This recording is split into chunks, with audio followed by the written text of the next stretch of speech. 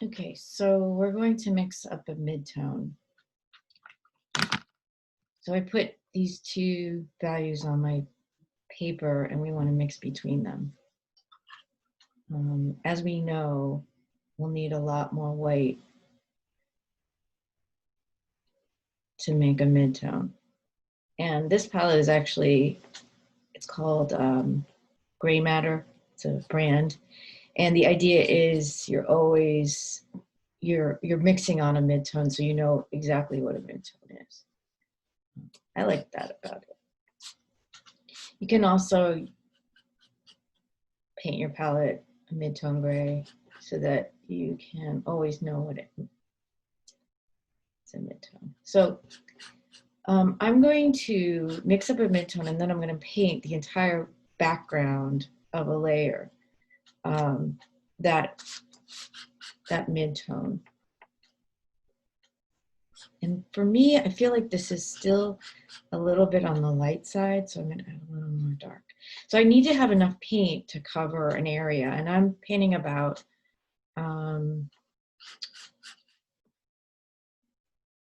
4 to 6 inches, somewhere in that range. So I think that will get me through. So let's just see how that works. I'm going to grab my biggest brush and we're going to paint out the square right here. And hopefully my camera will adjust to the lighting situation. All right, so mixing a little water with my mixture and covering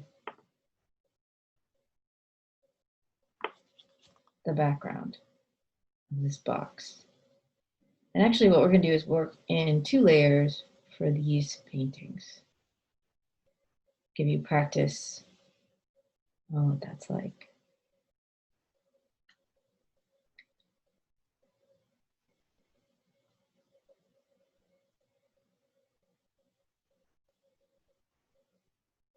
Okay, so as soon as we're finished with that layer, what I'd like you to do is take some of that midtone and mix it with a little bit more black. And you're going to mix what I call a 4, which is between the midtone and dark. And see how we're doing here.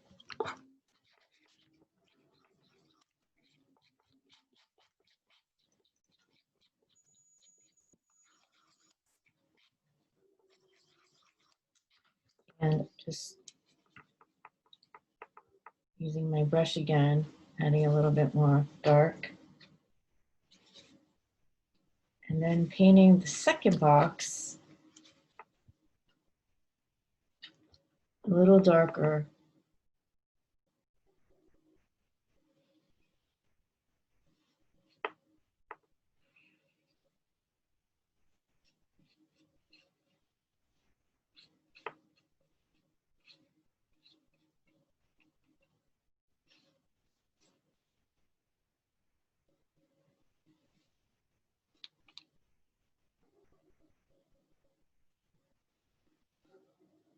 Okay, and let that dry. So now I've got another box. With this one, I want to mix between the midtone. I'm going to take this out of my brush, or out of my, and I'm going to wipe my brush off too, because it has a lot of value in that. So mixing between my midtone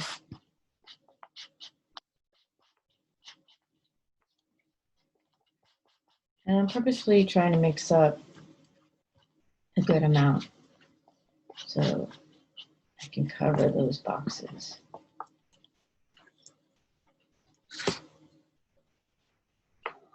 Adding some water to it, mixing it around. Okay, so this is going to be closer. This is a mid-tone light, so between the light and a mid-tone, or a number 2.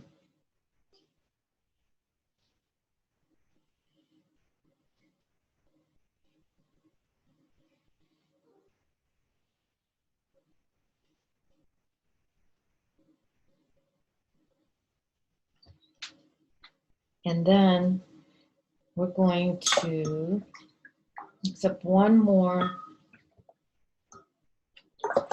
value, and you'll be surprised by this one. We're going to mix between this 2 and 1, so we're actually making even a lighter value, but not white.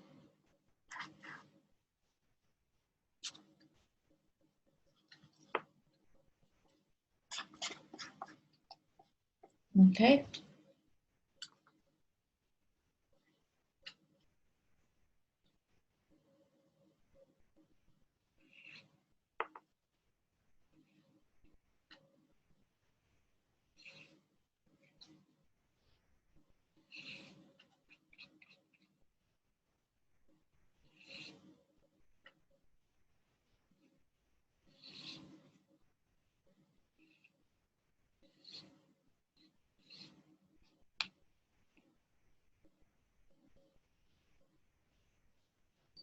All right, and then let that dry. Now I can see that these are still wet below me, so I am going to let this dry for about 20 minutes. It should be dry in 20 minutes. So keep that in mind. And what I notice is things get, the value changes a lot in that time too. So keep an eye on it. So put that away for at least 20 minutes. And if you have a hairdryer, you can speed it up. So while I'm waiting, I'm going to try to keep my mixtures moist by pushing them to one part of my palette, making them in little puddles.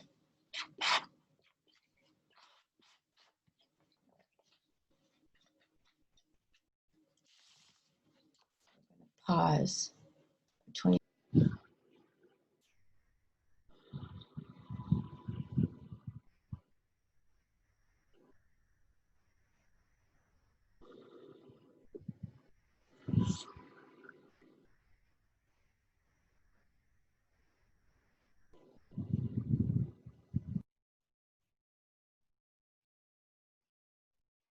So I can see from the back of the paper, there's areas that are still wet.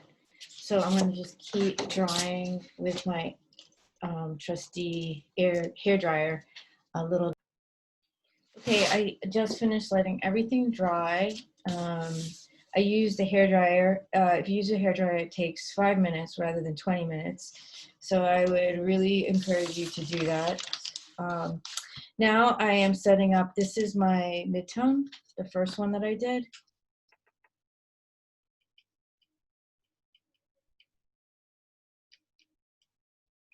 And what I'm going to do is now practice my brushstroke drills on the first layer of gouache.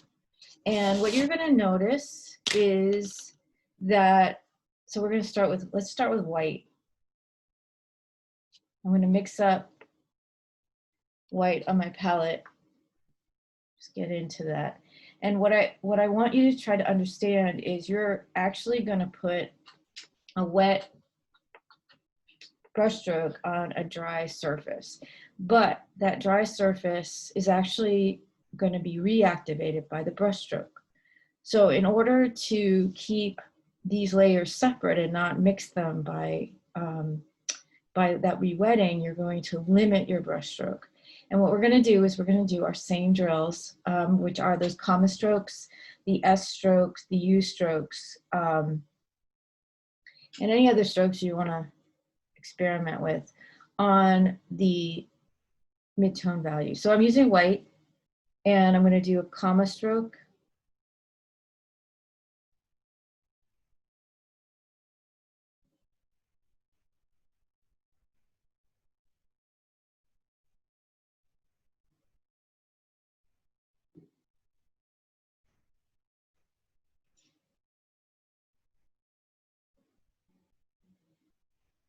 Now you can see as I move the brush, the paint is lifting up the background a little bit.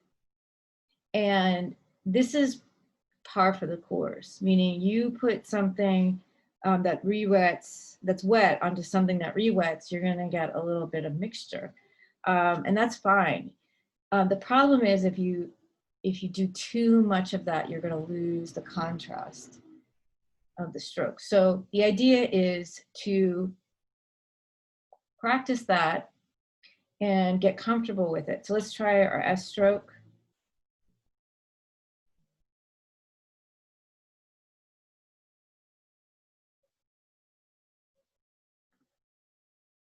It was less than perfect.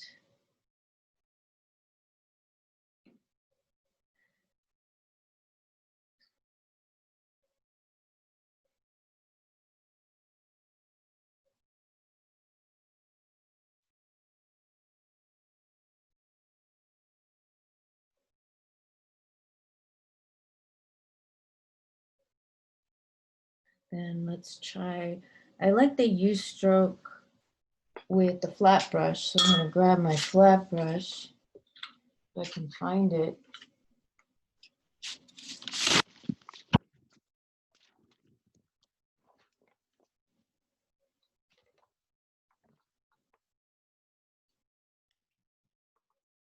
So I've loaded up my flat brush to do my U stroke.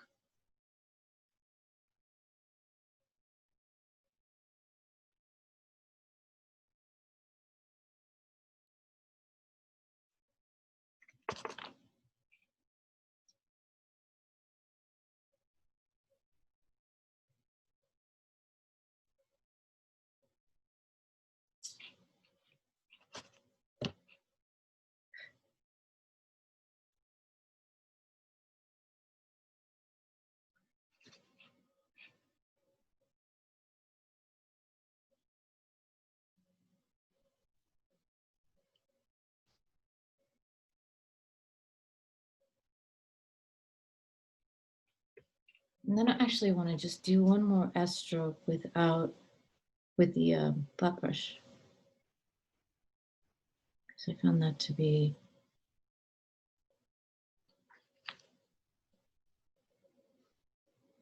a little easier.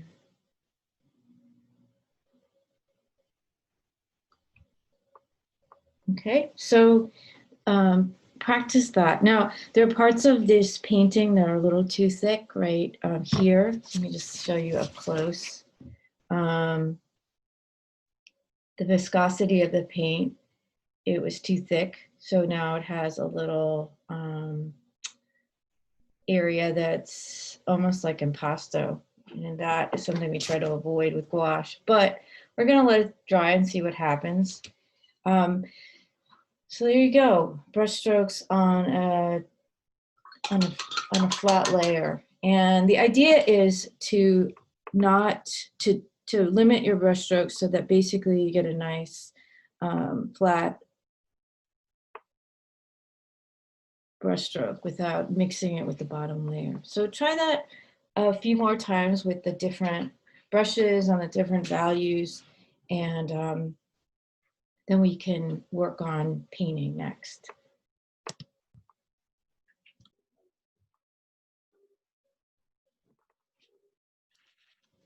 So now I'm taking my black, coal black, I'm loading my flat brush, and I'm gonna do the coal black on the mid-tone black or dark value.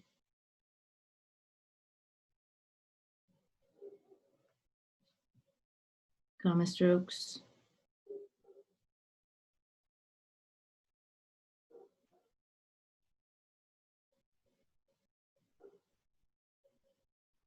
I'm much better at doing the one side than the other.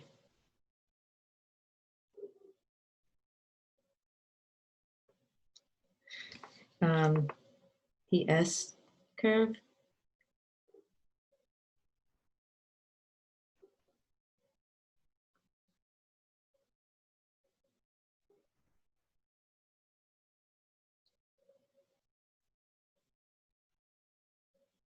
Oops, I started wrong.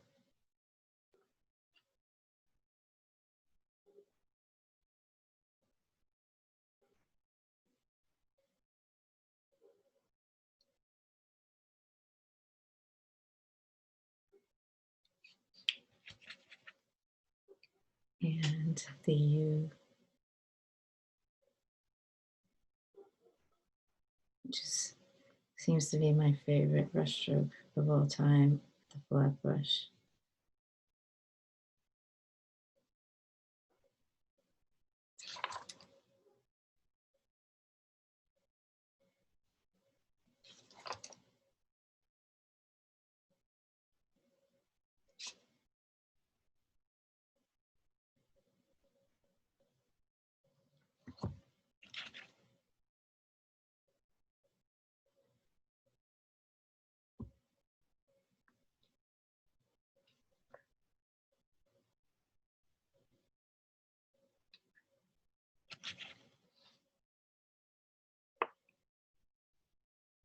Remember, you can do the square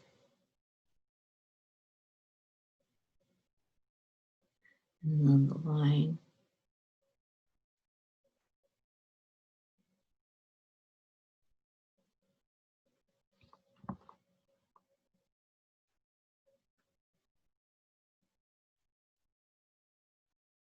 And maybe square with the lines.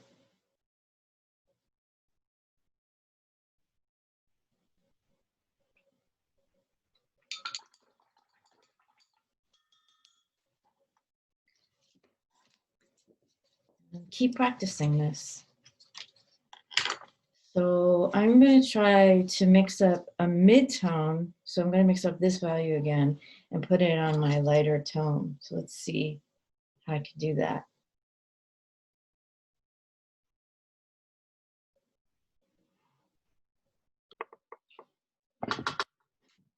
Okay, so I'm coming back. This. I'm going to copy the one above me, so I'm going to start with my U's first. Now I just showed you this. So basically, there's not enough liquidity in this brush stroke, so I have now a little dry brush going on, and that's all right. We're going to use that technique in the future, so you can fix it or you can leave it. I just added a little bit more water.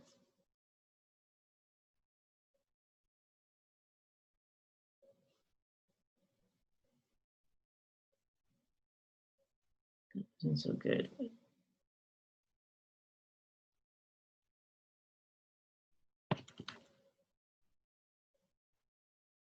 Mm.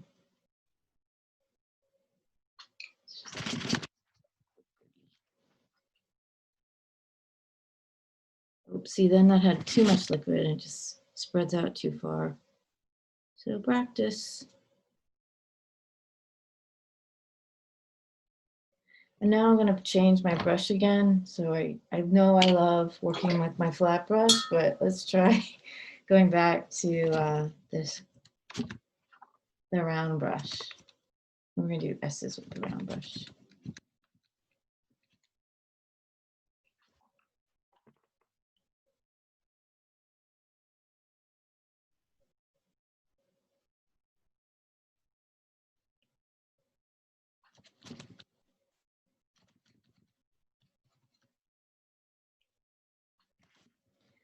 Again, one of the things about the round brush is you have to keep twisting it to a point. So I'm trying to do that on my palette. But basically, let me show you up close. Hard to get the tip. So I'm doing this to the brush so that I have a correct tip. And now I'm coming back to my second S. And that really helps me control that edge a little bit more.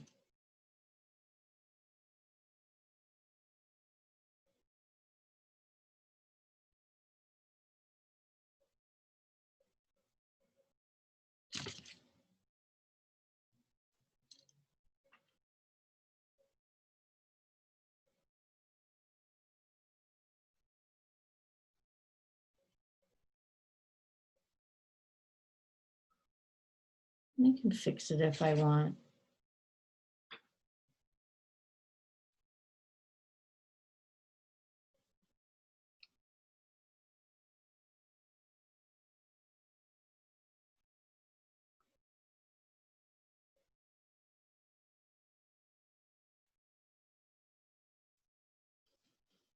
So with the round brush, there's another technique that you can do, which are, we're gonna make dots. And this is a really important technique.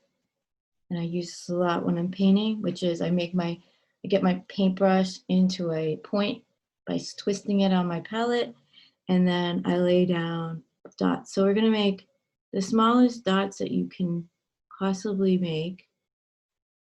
We're gonna make a rectangle of those.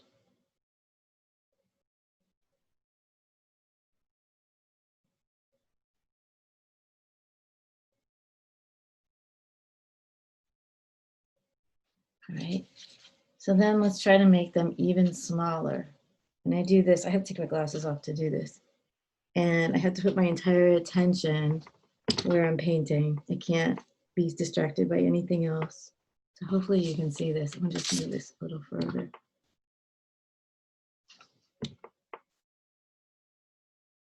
So try to make them even smaller.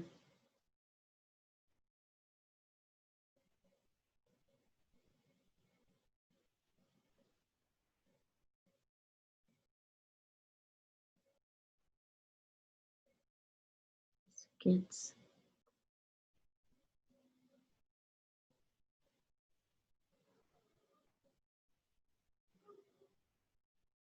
Practicing the control, watching the brush release the pigment onto the paper. And now I'm going to go between the lines with another dot.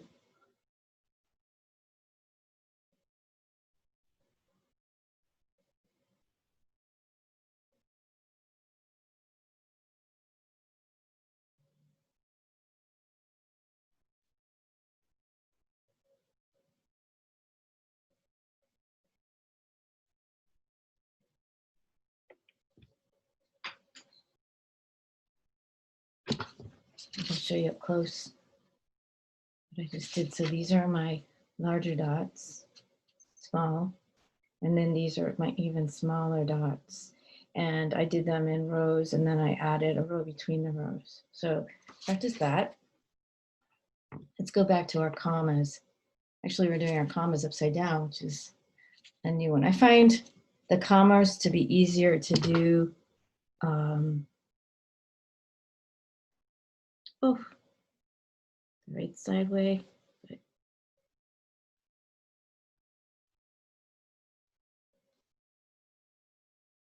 Actually, I think I should turn the page. Let's just, oh.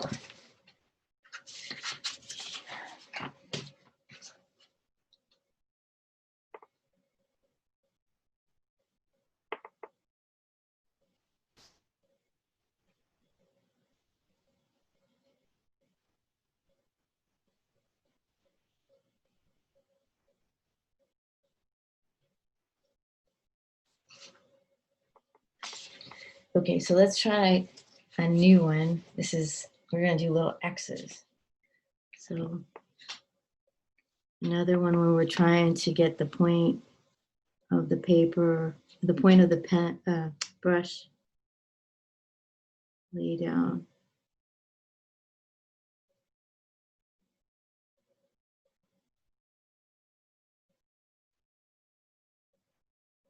The smallest marks possible. And in my case, I'm laying down little dashes, which is fine. Let's try it with the flat brush. See how that works. This will a little better. And you can experiment with any kind of marks you want. See, that works a lot better.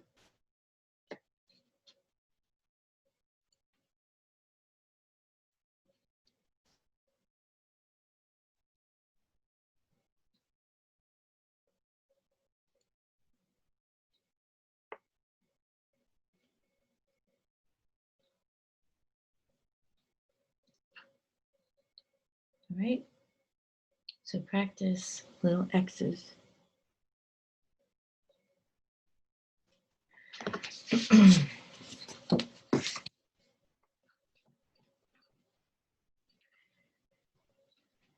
All right, so the last one we're gonna do with pure black. Wait, no, we're not.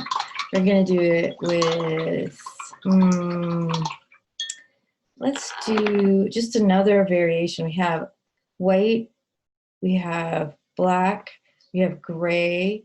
Let's do a dark gray last. But not black, but between black and a midtone.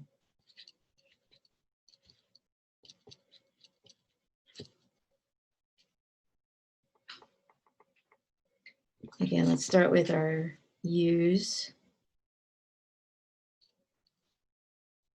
And I'm going to try to squish more in than I can.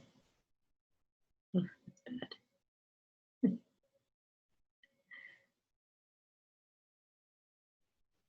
Yeah, that looks good.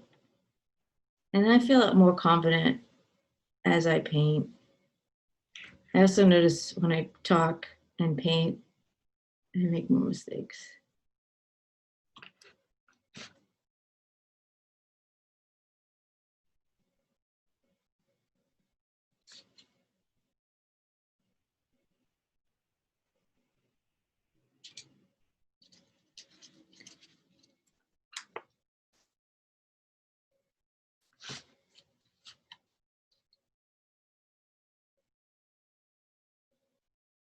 So I think my first stroke when I paint is always a little bit funny. So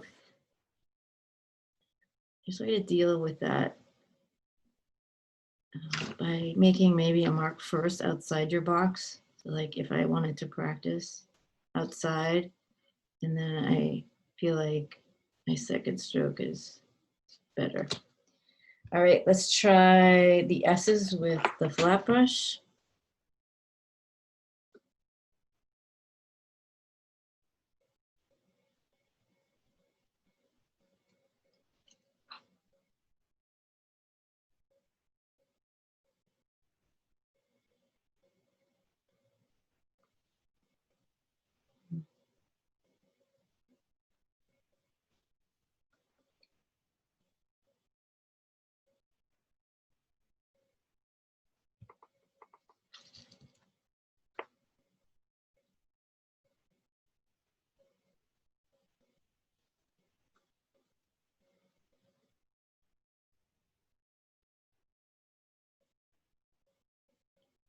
And then let's turn it upside down to do the commas.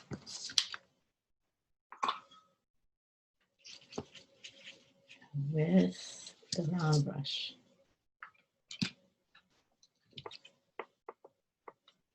Again, swirling the brush on the palette to make a point and wiggle, wiggle, wiggle.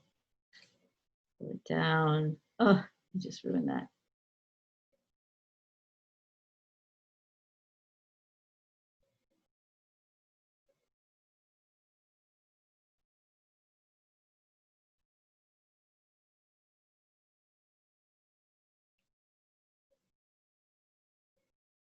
Let's try our I'm going to move the camera in, so hold on. Okay, so we're going to do the little dots, and we'll start off with the littlest dots we can make.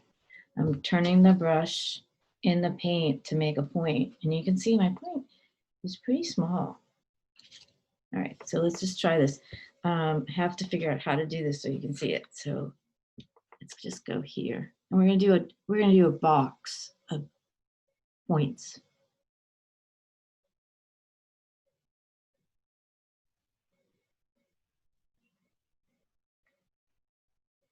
And I'm just barely touching the surface. In a perfect world, my face would be where the camera is, and I would have my glasses off to do this, to get really precise. So I'm gonna go try to make the dots between the dots, and this is where I have to get closer because I gotta see it better.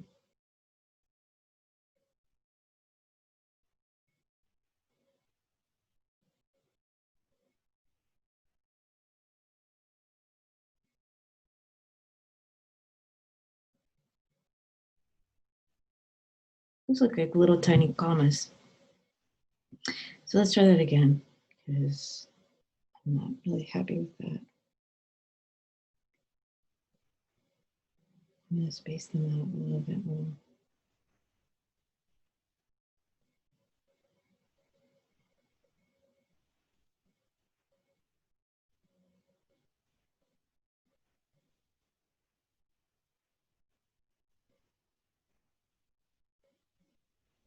Now I'm going to try to go right between those dots with a dot.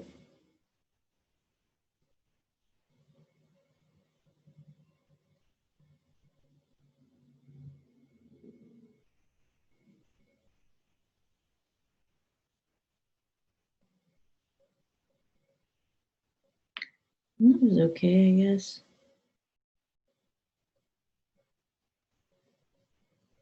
And I keep ruining it, but then I just have to add more dots.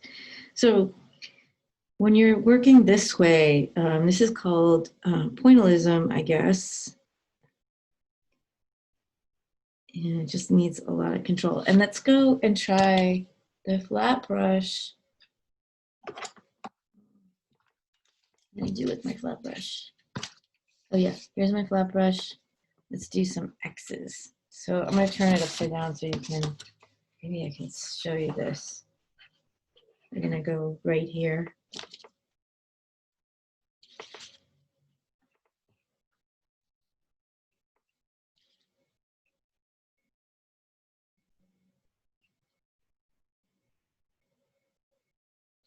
I'm going to try to get them to touch.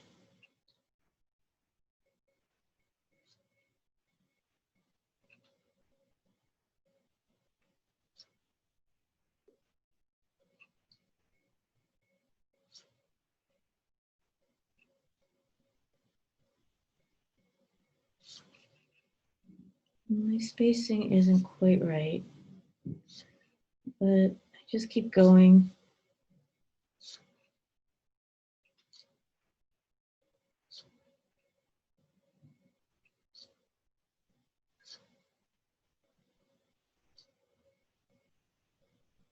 Kind of building up a rhythm.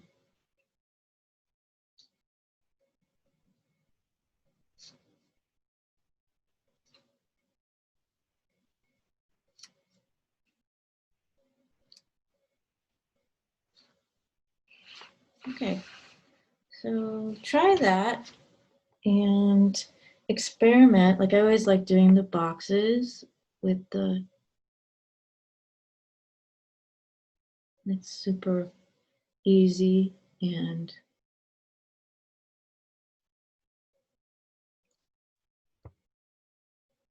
put something along the line here. Let's see. So let's do the X's going up.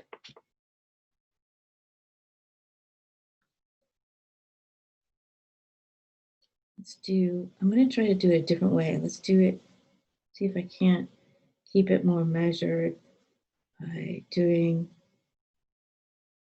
this part first and then coming back.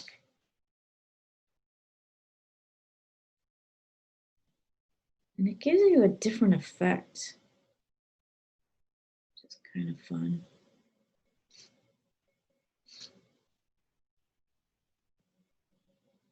Let's try to keep going with that.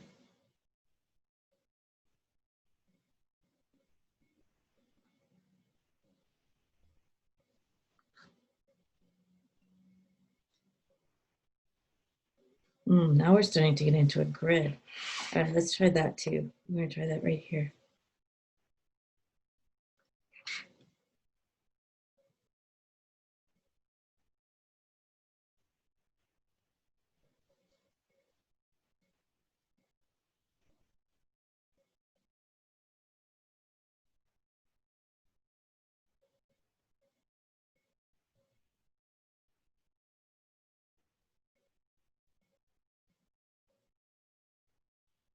Let's see if we can't break that down even further.